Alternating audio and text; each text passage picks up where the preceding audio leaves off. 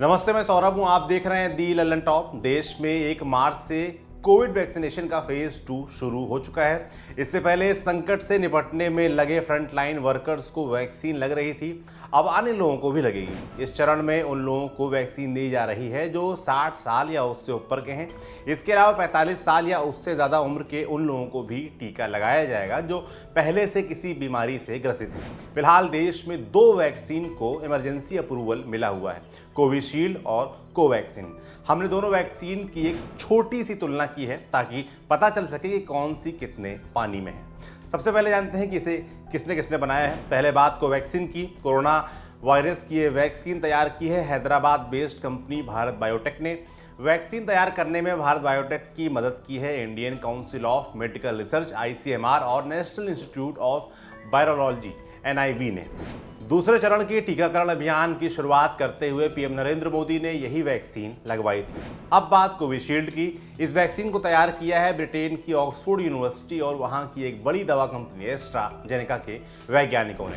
Covishield नाम इसे भारत में मिला है। इसका मूल नाम CHADOX1NCOV-19 था, बाद में AZD1222 हो गया। बाद में इसके निर्माण और वितरण के लिए एस्ट्राजेनेका ने सीरम इंस्टीट्यूट ऑफ इंडिया से कई महीने पहले डील कर ली थी। भारत और दुनिया की इस सबसे बड़ी वैक्सीन निर्माता कंपनी ने इसे कोविशील्ड नाम दिया है। अब जानते हैं कैसे बनी है। कोवैक्सीन एक इनएक्टिवेटेड वैक्सीन है। इसे कोरोना वायरस के डेड पार्टिकल्स के सिंथेटिक वर्जन से तैयार किया गया है।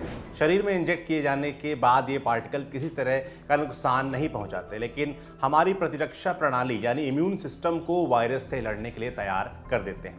शरीर को तमाम बैक्टीरियल या वायरल संक्रमण से बचाने वाली कोशिकाएं इन डेड पार्टिकल्स के जरिए कोरोना वायरस से परिचित हो जाती हैं। वैक्सीन लगने के बाद अगर व्यक्ति SARS-CoV-2 कोरोना वायरस की चपेट में आता है तो इम्यून सिस्टम उन्हें रोकने वाली कोशिकाएं तैयार कर लेता है। ये कोशिकाएं या सेल्स वायरस को और ज़्यादा नहीं फैलने देती। कोविशील्ड भी कुछ इसी तरह के कॉन्सेप्ट पर काम करती है, लेकिन इसे SARS-CoV-2 के डेड पार्टिकल से नहीं बनाया गया है। ऑक्सफोर्ड यूनिवर्सिटी के वैज्ञानिकों के मुताबिक कोविशील्ड या AZD1222 को बनाने में एडिनो वायरस नाम के विषाणु का इस्तेमाल किया गया है। ये वायरस चिंपांजी में पाया जाता है। वैज्ञानिकों का कहना है कि एडिनो वायरस इंसानों के लिए नुकसानदेह नहीं है, इसलिए इसे कोरोना वायरस के स्पाइक प्रोटीन के साथ अटैच कर शरीर में पहुंचाया जाता है।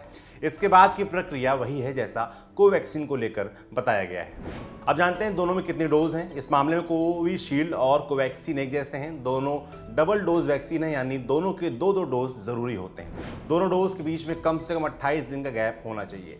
कहाँ स्टोर कर सकते हैं ये जान लेते हैं। कई वैक्सीन ऐसी होती हैं जिन्हें स्टोर करने के लिए 0 से भी नीचे का तापमान जरूरी होता है। अमेरिकी दवा कंपनी फाइजर और मॉडर्ना ने जो कोरोना टीके बनाए हैं उनके स्टोरेज के लिए काफ़ी कम तापमान की ज़रूरत है। ऐसी वैक्सीन स्टोरेज के हिसाब से भी मुश्किल हो जाती है, लेकिन कोविशील्ड और कोवैक्सीन दोनों स्टोर करने के लिहाज से आसान है। इन्हें 2 से 8 डिग्री सेल्सियस में स्टोर कर सकते हैं। इनके आसान स्टोरेज के कारण ही भारत सरकार ने सभी वैक्सीन विकल्पों में इन दोनों का चयन किया है। अब जानते हैं कितनी असरदार हैं। भारत बायोटेक का दावा है कि कोवैक्सीन तीसरे फेज के ट्रायल के बाद करीब 81% असरदार रही है। वहीं कोविशील्ड के मामले में यह आंकड़ा 60 से 70% तक रहा है। कोविड-19 महामारी के दौरान विश्व स्वास्थ्य संगठन ने कहा था कि वैक्सीन के प्रभावी होने के लिए उसमें बीमारी के खिलाफ कम से कम 50% एफिकेसी होनी चाहिए। इस लिहाज से ये दोनों टीके सक्षम हैं।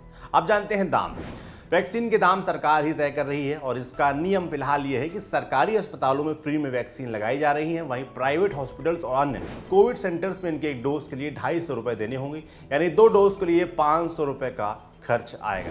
आपके लिए जानकारी लाए थे हमारे साथी अभिषेक। देखते रहिए दी लल्लन टॉप।